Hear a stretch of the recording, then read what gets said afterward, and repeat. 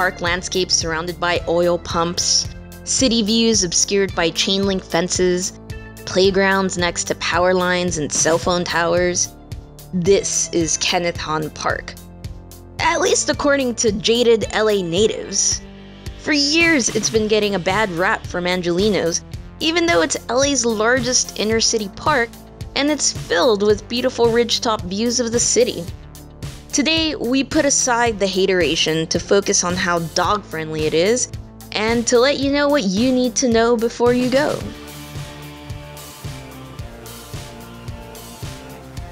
Parking is always an eternal struggle in LA. But the good news is that Kenneth Hahn has plenty of it. FYI, it's free Monday through Friday, but if you're headed over on a weekend or a holiday, you'll have to pay $6. And it's cash only, so make sure to hit up the ATM beforehand. And since there's parking in the park, that means that there will be plenty of cars around. So keep your doggies leashed, otherwise something like this could happen to you. Come here.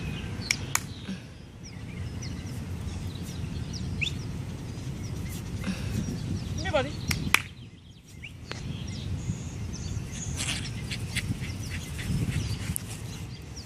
Come here. Give it to me. Psst. Give me the ball.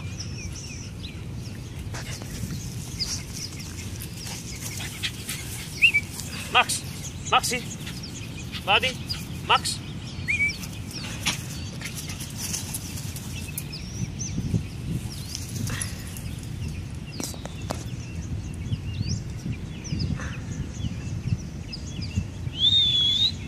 Hey!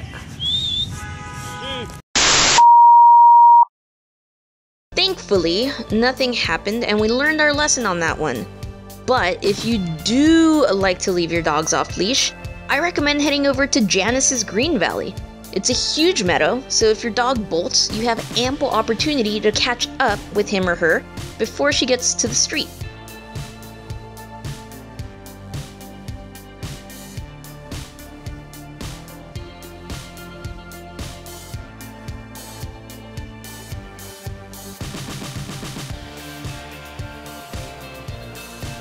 Even though the park is 319 acres, it feels relatively small compared to other hiking trails we've been on.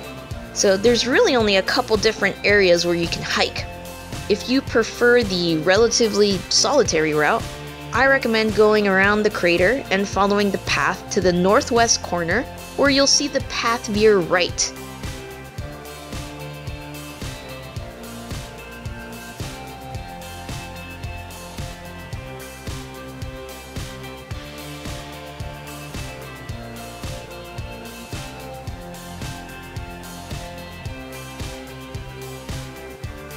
Follow that all the way and you'll find yourself going up into the hills.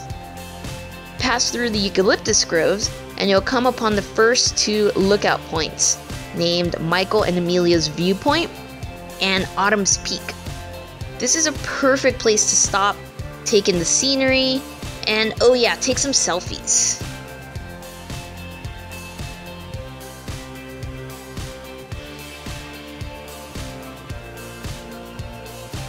If you follow the path and go down some of the other trails, you'll see some of the beautiful city views like the Hollywood sign and downtown LA. So don't be shy, explore all the nooks and crannies. And all in all, you're looking at an elevation gain of about 75 to 200 feet, depending on what route you take. But it was easily scaled by Buddy and Max, and they weren't even slightly tired afterwards. If you follow the path down the hill, and walk through the parking lots, you can head right and you'll come across the Japanese gardens, which we opted to skip.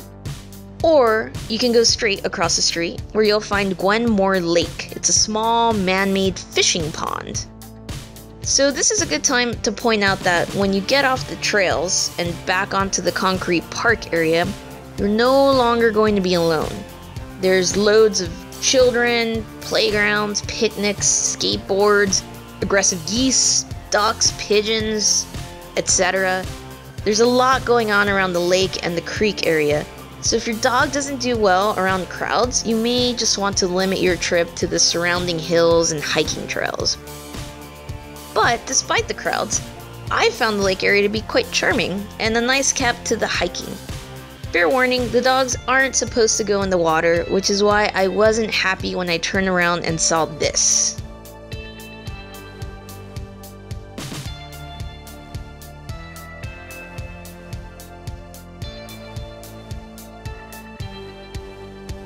At this point, if you've walked around the ridge, into the hills, and through the park area, you've probably hiked about 2.5 to 3 miles, so you've seen what there is to see.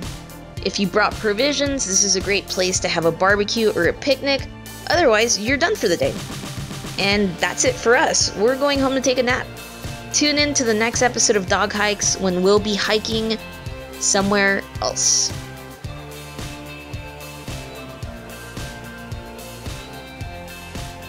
Thanks for watching. Don't forget to like, subscribe, and watch another hike.